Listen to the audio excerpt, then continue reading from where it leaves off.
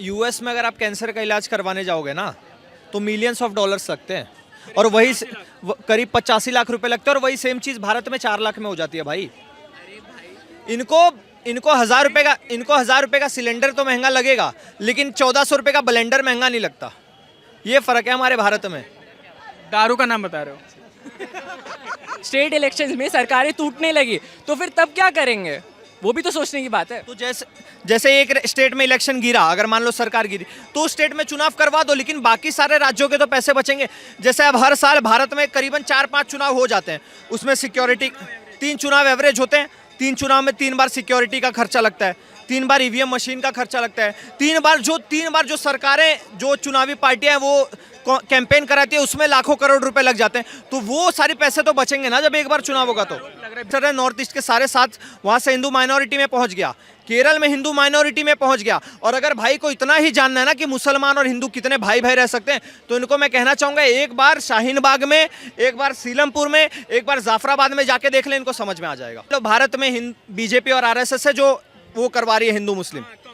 पाकिस्तान में मुस्लिम वर्सेस मुस्लिम हो रहा है, अफगानिस्तान में मुस्लिम वर्सेस मुस्लिम हो रहा है, म्यांमार में मुस्लिम वर्सेस बुद्ध हो चुका है, चाइना में मुस्लिम वर्सेस बुद्ध हो रहा है। उसके बाद आप आ जाइए यूरोप में मुस्लिम वर्सेस क्रिश्चियन हो रहा है, सीरिया में मुस्लिम वर्सेस मुस्लिम हो रहा है, इजराइल में मुस्लिम वर्सेस यहूदी हो रहा है। हर एक जितना भी ये टारगेटेड हमले हो रहे हैं उसमें एक कॉमन फैक्टर मुस्लिम क्यों आता है भाई? आरएसएस तो बाकी जगहों पर नहीं है भाई। फिलिस्तीन में 70-80% जो एम्प्लॉयमेंट है ना वो उनको इजराइल ही देता है। गाजा वेस्ट बैंक में जितने लोग हैं वहाँ पे फूड हो चाहे वहाँ पे इलेक्ट्रिसिटी हो, सब कुछ इजराइल से ही जाता है। तुम मेरे थाली में खा के मुझ पर ही अटैक करोगे तो मैं चुप रहूंगा क्या? वहाँ पे पूरा एरिया इजराइल का नहीं था, वहाँ पे यूएन ने उनको सैंक्शन किया था और उन लोगों ने लड़ाई कर करके अपना एरिया बढ़ाया है। आप एक बात बताओ, अगर कहीं वॉर होता है, जैसे इंडिया चाइना का वॉर हुआ था, तो चाइना ने हमारा सियाचिन कैप्चर किया नहीं किया ना? तो अगर मैं युद्ध जीत रहा हूं, जहां तक मेरी सेना पहुंची, अगर मैं युद्ध जीत के वो जगह हड़प रहा हूं तो उसमें क्या गलत है? तो आप कह रहे हैं कि चाइना ने जो इंडिया का लैंड हड़पा है ना, हमारा भी तो हड़पा गया ना। बिल्कुल बिल्कुल, हम भी जीतेंगे, हम भी हड़पेंगे। बनाने में आपके लिए डेवलपमेंट इंपॉर्टेंट है या फिर पर्सनल सिक्योरिटी इंपॉर्टेंट है? अच्छा या डेवलपमेंट? पहले आप खुद को सिक्योर करना पसंद करोगे या फिर डेवलपमेंट पसंद करोगे? खुद को सिक्योर करना पसंद करूंगा। तो फिर इसमें गलत क्या है? आप मुझे एक बात बताओ, कश्मीर में सबसे ज्यादा अगर पैसे वाली कोई जनता थी तो वो थी वहाँ के कश्मीरी हिंदू, कश्मीरी पंडित। 6 महीने में साफ हो गए। पाकिस्तान में सबसे ज़्यादा अगर किसी के पास पैसा था तो वहाँ के सिंधी बिजनेस कम्युनिटी थी, सिंधी, उसके बाद हिंदू बिजनेस कम्युनिटी थी। 6 महीने में सारे साफ हो गए। अफगानिस्तान में सबसे ज़्यादा पैसा अगर किसी के पास था तो वो सिख के पास था, वो हिंदू के पास था, वो पंजाबियों के पास था, सारे साफ हो गए। तो भैया सबसे पहले हम अपनी ज़रूरत देखेंगे कि आलू टमाटर के पीछे भागेंगे? अगर मैं साला बचूंगा इन्हें, मैं जिंदा ही नहीं रहूंगा तो आलू टमाटर लेके क्या करूंगा मैं उसका? अगर मैं जीवित हूँ, अगर मैं सक्षम हूँ, उसके बावजूद तो डेवलपमेंट कर पाऊंगा, उसके बावजूद ही तो वो सारी फैसिलिटीज़ का मजा ले पाऊंगा। अभी तो लग रहा है ना कि हिंदू मुस्लिम कर रही है पार्टियां। बांग्लादेश में इतने सारे हिंदुओं की दुकानें थी, पैसे वाले लोग थे, सब बंद हो गए, सारे लूट लिए गए। पैसे काम आए, उनका डेवलपमेंट काम आया। इलेक्शन के माध्यम से बीजेपी पर आरोप लगाया कि आप हिंदू राष्ट्र घोषित करना चाहते हैं, आप हिंदू राष्ट्र बनाना चाहते हैं, जिस पर बीजेपी ने कहा कि आप सबूत दो। क्या आपको भी ऐसा लगता है कि बीजेपी इलेक्शन के माध्यम से चाहते हैं कि हिंदू राष्ट्र हो जाए? अच्छा, इसमें हिंदू राष्ट्र बनाने वाली क्या है? जहाँ पे मेजोरिटी मुसलमान में है वो तो इस्लामिक स्टेट बनाया जाता है ना, जैसे पाकिस्तान, बांग्लादेश, ये सारी चीज़ें। भैया हिंदू अगर मेजोरिटी में है तो हिंदू राष्ट्र है, तो क्या दिक्कत है उसमें? मुसलमान तो फल फूल रहे हैं ना, जो पहले 8-10% थे वो आज 25-30% हो गए ना, तो इसमें दिक्कत क्या है? अगर दुनिया में अगर कोई एक ऐसा देश दुनिया में अगर कोई एक ऐसा देश है जहां इस्लाम के पूरे 72 फिरके पाए जाते हैं तो वो एकमात्र भारत देश है। यहाँ पे आपको यहूदी भी मिल जाएंगे, जो पर्शियन अपने देश ईरान से साफ हो गए वो भी आपको भारत में मिल जाएंगे, ज़ोरास्ट्रियन मिल जाएंगे, यहूदी मिल जाएंगे, सारे लोग मिलजुल कर रहते हैं भारत में। क्यों भैया? क्योंकि हिंदू मेजोरिटी में। कुछ पूछ रहे हैं आपसे। हिंदू मेजोरिटी की बात नहीं है, पूरे विश्व में भारत क्यों फेमस है? क्योंकि हर धर्म के लोग एक साथ जुट होकर रहते हैं, अच्छे से रहते हैं। पर क्योंकि जैसे आप जानते हैं हिंदू मुस्लिम करते रहते पॉलिटिशियंस, तो उसको आप कैसे डिफेंड कर सकते हैं? कैसे आप बोल सकते हैं कि हिंदू राष्ट्र बनाने में क्या दिक्कत है? भाई ने बोला कि सारे लोग भारत में मिलजुल कर रहते हैं, मेजोरिटी हिंदू है भारत में। मानते हो? है। अब मैं इनको बताना चाहूँगा, पाकिस्तान में 22% हिंदू थे जब डाइवर्जन हुआ, आज -1% के करीब आ चुके हैं। बांग्लादेश भाई 1% भी नहीं है, 0.9% है वहाँ पे। पाकिस्तान का डाटा थोड़ा। उसके बाद बांग्लादेश में कितने हिंदू थे? बांग्लादेश पॉइंट वन से कम है कहने का मतलब। बांग्लादेश में कितने परसेंट हिंदू है? बांग्लादेश में बांग्लादेश में बांग्लादेश में 26% हिंदू थे जब बांग्लादेश बना था। आज बांग्लादेश की हालत देख लो, अफगानिस्तान की हालत देख लो, ईरान, सर्बिया, फिलिस्तीन, जितने भी देख लो, सीरिया देख लो, सबकी हालत आप देख सकते हो। यहाँ तक कि यूएस, यूरोप, कनाडा में भी हिंदुओं पे टारगेटेड हमले हो रहे हैं। तो भैया हिंदू पाकिस्तान, ये भारत में सबसे ज़्यादा हिंदू है, यहीं को क्यों हर वर्ग सुरक्षित महसूस करता है? क्यों सुरक्षित महसूस करता है? क्योंकि मेजॉरिटी हिंदू है। और अगर आप देखना चाहते हो ना हिंदू कम हो तो क्या हाल होता है, तो भैया आप सब विदेश छोड़ दीजिए, आप कश्मीर से देख लीजिए, हिंदू साफ हो गया कि जो ये सारे 7 सिस्टर है नॉर्थ ईस्ट के सारे 7, वहाँ से हिंदू माइनॉरिटी में पहुँच गया। केरल में हिंदू माइनॉरिटी में पहुँच गया। और अगर भाई को इतना ही जानना है ना कि मुसलमान और हिंदू कितने भाई भाई रह सकते हैं, तो इनको मैं कहना चाहूँगा एक बार शाहीन बाग में, एक बार सीलमपुर में, एक बार जाफराबाद में जाके देख लें, इनको समझ में आ जाएगा। कुछ सवाल भाई तो पॉलिटिशियंस ही तो पूरा बिगाड़ते हैं ना माहौल। तो वो पॉलिटिशियन ने बिगाड़ा। ये पॉलिटिशियन पर आरोप लगा रहे हैं। कोई नेता का आप नाम लेना चाहते हैं? नहीं मान लो नहीं भारत नहीं भाई, फिर मैं पर्सनली टारगेट हूँ। मान लो भारत में बीजेपी और आरएसएस है जो वो करवा रही है हिंदू मुस्लिम। कांग्रेस का आरोप पाकिस्तान में मुस्लिम वर्सेस मुस्लिम हो रहा है, अफगानिस्तान में मुस्लिम वर्सेस मुस्लिम हो रहा है, म्यांमार में मुस्लिम वर्सेस बुद्ध हो चुका है, चाइना में मुस्लिम वर्सेस बुद्ध हो रहा है। उसके बाद आप आ जाइए यूरोप में मुस्लिम वर्सेस क्रिश्चियन हो रहा है, सीरिया में मुस्लिम वर्सेस मुस्लिम हो रहा है, इजराइल में मुस्लिम वर्सेस यहूदी हो रहा है। हर एक जितना भी ये टारगेटेड हमले हो रहे हैं उसमें एक कॉमन फैक्टर मुस्लिम क्यों आता है भाई? आरएसएस तो बाकी जगहों पर नहीं है भाई।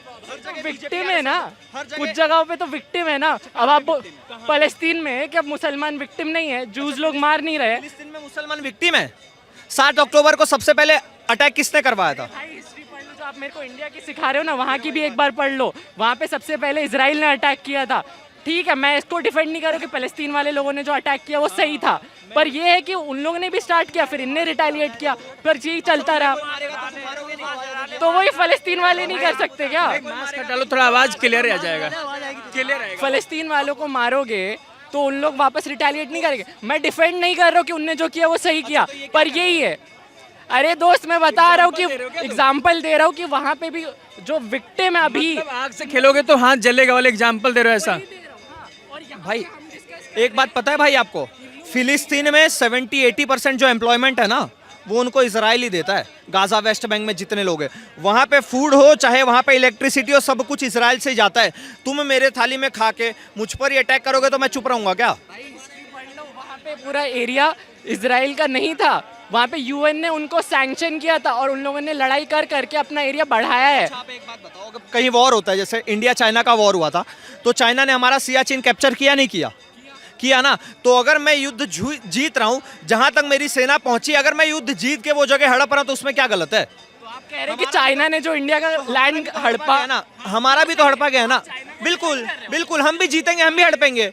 वाह भाई, वाह भाई, वाह। हिंदू मुस्लिम की जगह सिंपल। तुम्हारा नाम क्या है? जैनुल। मैं उधर नहीं जाता हूँ, फिलिस्तीन छोड़ दो, इंडिया की बात करते हैं। एक बिल इंडिया में पेश हो रहा है, 1 नेशन 1 इलेक्शन के ऊपर तुम्हारा क्या राय है? ये बिल पेश होना चाहिए और इसको पारित होना चाहिए, इसका विरोध होना चाहिए? मुझे लगता है पहले बिल को आना चाहिए, फिर उसको एनालाइज करना चाहिए। पर उसमें मेरे को लगता है कॉन्स भी होंगे। अगर 1 नेशन 1 इलेक्शन पास भी कर देते हैं, मान लीजिए अपन कितनी बार देखते हैं कि सरकारें गिर जाती है, तो फिर क्या करेंगे? फिर पूरे देश का वापस इलेक्शन कराएंगे क्या? एक स्टेट में सरकार गिर गई तो बोलेंगे तो फिर से पूरा देश का इलेक्शन थोड़ी करा सकते हैं। पहले ही विरोध करना तो गलत है ना। बाकी पार्टियां कर रही है, कांग्रेस हो, समाजवादी हो, टीएमसी हो, अभी से कह रहे हैं कि तानाशाही है, बिल आना ही नहीं चाहिए, ये भी तो गलत है। गलत है वो तो मैं एग्री करता हूँ। पहले बिल आ जाने दो, फिर उसके बाद उसका विरोध करेंगे तो वो ज़्यादा सही है। उस बात पे मैं भाई से एग्री करता हूँ। और मैं बताऊँ, ये पहली बार इंडिया में 1 नेशन 1 इलेक्शन नहीं हो रहा है। जब 1950 में हमारा वो बना था ना कॉन्स्टिट्यूशन, तब भी 1 नेशन 1 इलेक्शन पिछले 5 बार था, वहाँ पे चुनाव हुए थे, 66 तक चल रहा था, तब तो कोई दिक्कत नहीं हुई थी ना, नहीं हुई थी। सरकारें बीच में स्टेट्स में गिरने लगी, स्टेट इलेक्शंस में सरकारें टूटने लगी, तो फिर तब क्या करेंगे? वो भी तो सोचने की बात है। तो जैसे एक स्टेट में इलेक्शन गिरा, अगर मान लो सरकार गिरी, तो उस स्टेट में चुनाव करवा दो, लेकिन बाकी सारे राज्यों के तो पैसे बचेंगे। जैसे अब हर साल भारत में करीबन 4-5 चुनाव हो जाते हैं, उसमें सिक्योरिटी 3 चुनाव एवरेज होते हैं, 3 चुनाव में 3 बार सिक्योरिटी का खर्चा लगता है। 3 बार ईवीएम मशीन का खर्चा लगता है, 3 बार जो सरकारें, जो चुनावी पार्टियां वो कैंपेन कराती है, उसमें लाखों करोड़ रुपए लग जाते हैं। तो वो सारे पैसे तो बचेंगे ना जब एक बार चुनाव होगा तो। लग रहा है बीजेपी पर कि जो पार्टी सेंटर में है, जो सरकार में है, वो अपने पावर का गलत इस्तेमाल कर सकती है पूरे देश में सरकार बनाने के लिए। क्या ये आरोप सही है, जो पावर का इस्तेमाल चलता है कि बीजेपी है तो वो करेगी या कांग्रेस कर लेगी? जी, प्रेसिडेंशियल रूल तो लगा सकते हैं ना, जैसे मैं लॉ स्टूडेंट हूँ, तो अगर आपको पता होगा कि प्रेसिडेंशियल रूल लगा सकते हैं, पर प्रेसिडेंट किसके इशारों पे काम करते हैं? प्राइम मिनिस्टर के। तो अरे नहीं यार, तुम सुन तो लो, पूरी बात करो। प्रेसिडेंशियल रूल से गलत फ़ायदा उठाया जा सकता है, पॉसिबिलिटी है। अब वो करते हैं नहीं करते हैं, वो तो आप सिचुएशन देखते ही हैं देश का। मतलब अब देखो, ये मोदी जी का 3rd टर्म है, इफ आई एम राइट। तो अगर ये पिछले 10 साल 12 साल जो मोदी जी रहे थे, अगर चाहते तो उसमें भी प्रेसिडेंशियल रूल लगा देते। लगा है क्या कहीं पे? अरे कहाँ लगा है भाई? भाई कश्मीर में लगा है, तो यूनियन टेरिटरी है भाई, तो पहले स्टेट्स की बात कर रहा हूँ। भाई चुनाव से पहले स्टेट्स में, महाराष्ट्र में जब इलेक्शन हुआ ना, उसके जस्ट पहले प्रेसिडेंशियल रूल ही था। तो जब तक इलेक्शन के वक्त ना, हाँ, वो तो फिर बाय डिफॉल्ट है, वो तो लगना ही है। वो लगना ही है। तो ये भाई बोल रहे हैं कि कब लगा, तो मैं वही बता रहा हूँ कि नहीं, वो तो बाय डिफॉल्ट है, जैसे कि होता है ना बीच सरकार में करके फिर लगा देना। नेशन वन इलेक्शन नहीं है ना अभी, तो अभी भी लग रहा है प्रेसिडेंशियल रूल। तो 1 नेशन 1 इलेक्शन होने के बाद भी लगेगा, तो इसमें क्या दिक्कत? इसमें कहाँ से तानाशाही आ गई? मेरे को तो समझ में नहीं आया। लग रहा है प्राइम मिनिस्टर ऐसा कर सकते हैं प्रेसिडेंशियल लॉ के तहत। भाई अपन इंदिरा गांधी को इतना बोलते हैं क्योंकि उनने मिसयूज किया, तो वैसे यहाँ पे भी पावर तो है ना मोदी जी के पास। लगता है कि मोदी जी के पावर का गलत इस्तेमाल करते हैं। इस पे मैं कुछ नहीं बोलना चाहूँगा। मुस्कुरा रहे हो यार, बता नहीं। भाई माफ कर दीजिए। अब लोगों का टैक्स कितना बढ़ा के रखा है, जीएसटी इतना बढ़ा के रखा है। पावर की बात की तुम टैक्स पे चले। नहीं, मैं एग्जांपल दे रहा हूँ कि लोगों को कितनी परेशानी है। यहाँ पे दिल्ली में पोल्यूशन की प्रॉब्लम है, पर हिंदू मुस्लिम ये डिस्कस करते रहते हैं। हम करते हैं हिंदू मुस्लिम? अरे नहीं, कौन कर रहा है हिंदू मुस्लिम? मैं जानना चाहता हूँ ना, कौन कर रहा है? हर कोई करते रहते हैं। अभी भाई तुम भी तो आते हो फिर। तो अभी यहाँ पे बात चल रही थी कि हिंदू राष्ट्र बनाने में आपके लिए डेवलपमेंट इंपॉर्टेंट है या फिर पर्सनल सिक्योरिटी इंपॉर्टेंट है? अच्छा या डेवलपमेंट? पहले आप खुद को सिक्योर करना पसंद करोगे या फिर डेवलपमेंट पसंद करोगे? खुद को सिक्योर करना पसंद करूँगा। तो फिर इसमें गलत क्या है? आप मुझे एक बात बताओ, कश्मीर में सबसे ज्यादा अगर पैसे वाली कोई जनता थी तो वो थी वहाँ के कश्मीरी हिंदू, कश्मीरी पंडित। 6 महीने में साफ हो गए। पाकिस्तान में सबसे ज़्यादा अगर किसी के पास पैसा था तो वहाँ के सिंधी बिजनेस कम्युनिटी थी, उसके बाद हिंदू बिजनेस कम्युनिटी थी। 6 महीने में सारे साफ हो गए। अफगानिस्तान में सबसे ज़्यादा पैसा अगर किसी के पास था तो वो सिख के पास था, वो हिंदू के पास था, वो पंजाबियों के पास था, सारे साफ हो गए। तो भैया सबसे पहले हम अपनी ज़रूरत देखेंगे कि आलू टमाटर के पीछे भागेंगे। अगर मैं साला बचूंगा इन्हें, मैं जिंदा ही नहीं रहूंगा तो आलू टमाटर लेके क्या करूंगा मैं उसका? अगर मैं जीवित हूँ, अगर मैं सक्षम हूँ, उसके बावजूद तो डेवलपमेंट कर पाऊंगा, उसके बावजूद ही तो वो सारी फैसिलिटीज़ का मजा ले पाऊंगा। अभी तो लग रहा है ना कि हिंदू मुस्लिम कर रही है पार्टियां। बांग्लादेश में इतने सारे हिंदुओं की दुकानें थी, पैसे वाले लोग थे, सब बंद हो गए, सारे लूट लिए गए। पैसे काम आए, उनके डेवलपमेंट काम आया। अरे वीडियो वगैरह देखे होंगे। देखा है मैंने। उनके सुरक्षित डेवलपमेंट काम आई उनके। अरे दोस्त, तो अभी यहाँ पे मान लीजिए, यहाँ पे सेफ एनवायरनमेंट है, यहाँ पे कोई इधर सेफ एनवायरनमेंट है दिल्ली में, पर ये देखो ना कि पॉल्यूशन कितना है। उस बात पे क्यों नहीं कोई कुछ करता? उस बात पे क्यों नहीं सोचते? यहाँ पे तुम जो बोल सकते हो मैं सब पे सुनता हूँ। हिंदू मुस्लिम में तुम बोल रहे थे यार, ये कौन करता है? मैं जानना चाह रहा था, मैं उस पर ज़्यादा नहीं बोलना चाहूँगा। मेरे को मेरी सेफ्टी ज़्यादा इंपॉर्टेंट है।